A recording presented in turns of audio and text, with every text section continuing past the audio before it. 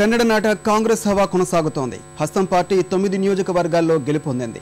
నియోజకవర్గాల వారి చూస్తే మంగళూరు నుంచి కాంగ్రెస్ అభ్యర్థి ఖాదర్ గెలుపొందగా, ఉడుపి నుంచి ప్రమోద్ మధ్వరాజ్, పుత్తూరులో శకుంతల శెట్టి, మైసూరు జిల్లా నరసింహరాజు నియోజకవర్గంలో తన్వీర్ సేఠ్, మైసూరు జిల్లా చామరాజులో వాసు, ముడబిదిరలో అభయచంద్ర విజయం సాధించారు. ఇక భాజపా నుంచి రాయచూరు గ్రామీణ నియోజకవర్గంలో తిప్పరాజు గెలుపొందారు. ఉడుపి జిల్లా కుందాపుర నియోజకవర్గంలో స్వతంత్ర అభ్యర్థి శ్రీనివాస శెట్టి విజయం సాధించారు. ప్రభుత్వం ఏర్పాటు చేయడం దాదాపు ఖాయం కావడం వల్ల ఇక ముఖ్యమంత్రి అభ్యర్థిపై చర్చ ప్రారంభమైంది.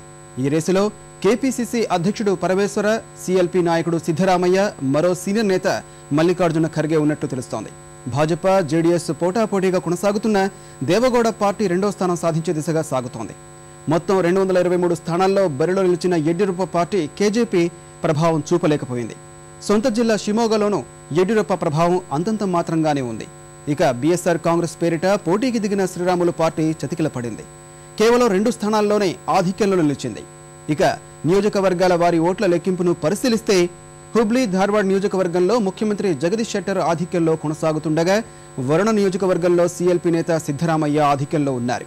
షిమోగా గ్రామీణ నియోజకవర్గంలో ఉప ముఖ్యమంత్రి ఈశ్వరప్ప వెనుకంజలో ఉండగా, రాజాజీనగర నియోజకవర్గంలో కేజేపీ అభ్యర్థి శోభా కరంద్లాజే వెనుకంజలో ఉన్నారు. శికారిపుర నియోజకవర్గంలో మాజీ ముఖ్యమంత్రి, కేజేపీ అధ్యక్షుడు యడ్యూరప్ప ఆధిక్యంలో ఉన్నారు.